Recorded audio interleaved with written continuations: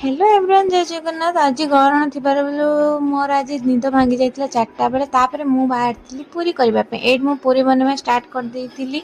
पूरी छाणी सारिबा परे मु जाइतिली तरकारी करबा को। एट मोर तरकारी रेडी हे गला। तरकारी रेडी हे गला परे मु चलिली फ्रेश होबा पई। फ्रेश हे आसवा परे मु बस जाइतिली खाइबा पई पूरी तरकारी। कहीं ना 6टा बेले ग्रहण लागला परे हमर खाइबा मना सेति पई मु 6टा पूर्व ही पूरी तरकारी खाइ देइतिली। ताकू खाइ सारी टिके रेस्ट नेली। आज दिनटा बहुत ही बोरिंग थिला। तापरे सेति पई मु इवनिंग रे बाहर थिली देई घर को।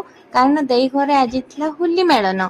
सेति घरे पहुंचला परे राती आसी ठाकुर आसीबा परे तांकर आसीला डीजे